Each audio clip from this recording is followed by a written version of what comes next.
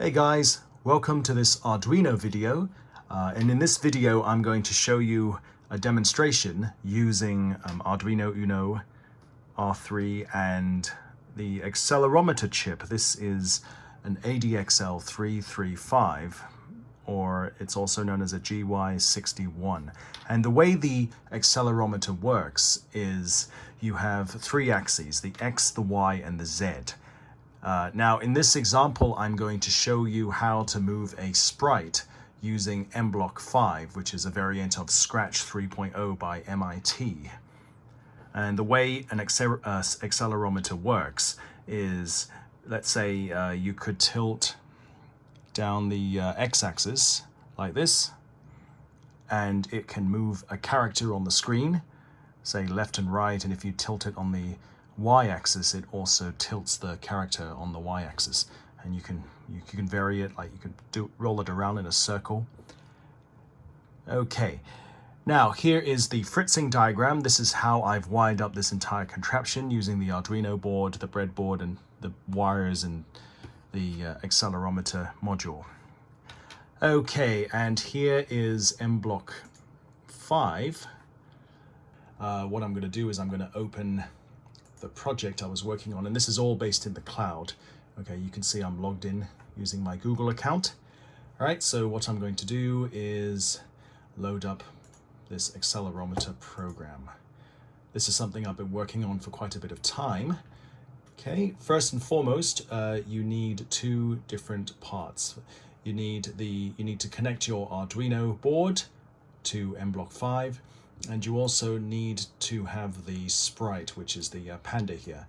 In Scratch, it would be a cat, but in mBlock, they've changed it to a panda.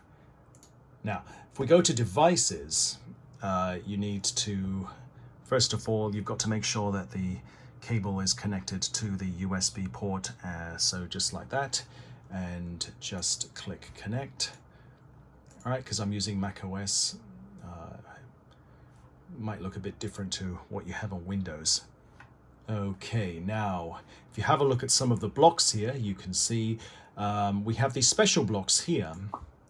This is called upload mode, right? And there's a special extension that you can use on mBlock. It's called upload mode broadcast. And the way this works, this helps to interface your Arduino board or even your microbit or whatever.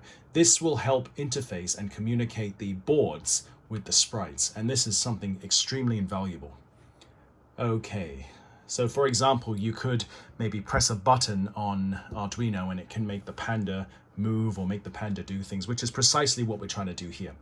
Okay, now let's get going. So you can see I've put a block here saying when the Arduino starts up, I want to send the value of the X coordinate and the Y coordinate of the accelerometer.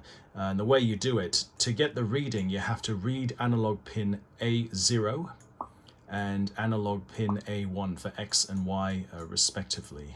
Okay, sorry, let's just put that back. Okay. The reason why we minus 335 and minus 331 is because if you have a look up here, if we don't do that, what actually happens is that, well, look, let's just take this out first. So let's say the X coordinate is A0 and the Y coordinate is A1. Now, if we upload this to the Arduino board, right, you will see that the sprite X is now 335 and sprite Y is 331. And even though we can tilt the accelerometer, the problem is the panda is nowhere on the screen. So we have to get X and Y to be 0 and 0 as close as possible. So this is like a calibration method. You want to try and get the panda as close to 0, 0 as possible. Right, and then this is how we do it. And it's never going to be fully perfect. It's never going to be completely accurate. So let's upload this again and see what happens. All right, so now it's 0, 0. You may find that sometimes the accelerometer, it can tilt slightly depending on the breadboard that you use, the actual module, and maybe the table that you use can slant the module slightly. So just be very careful. But you know, definitely have some practice calibrating. All right, so that is the Arduino part. If you go to the sprite, so the way it works is every time you keep checking the X and Y coordinate, and the upload mode block will keep sending the X and Y coordinate from the analog pins to the Panda sprite. So if we go to the Panda sprite, right, you can see it's constantly setting the coordinates. Right now it's not moving because I'm not moving the accelerometer. All right, so every time it receives a reading from the X coordinate, it will set the X variable accordingly and respectively with the Y coordinate. If you, all right, so let's give this thing a go, shall we? Okay, so right, I'm going to have 2 videos on the same screen, so just so you can see. So, all right, if you take a look at this, okay, if I just tilt it like this, we're now tilting on, I believe that's the X coordinate. So if we can tilt it left, the Panda moves left. And if we tilt it right, the Panda moves right. If we can also tilt it in the diagonal like this. We can also go up, down, left, and right. Okay, we can also move in circles. It's not perfect, but I think for a first effort, it's quite commendable.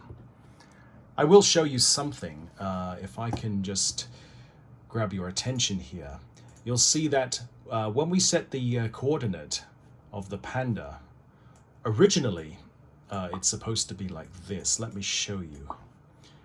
The reason why we have this X coordinate times 3 is because we want to make, look, take a look at this. All right, take a look at this. So if we move the Panda, the sensitivity is not so great. The Panda doesn't have a lot of range. So what we need to do is we want to triple that so that the movement becomes a bit more sensitive and the Panda can explore more of the screen. So we are,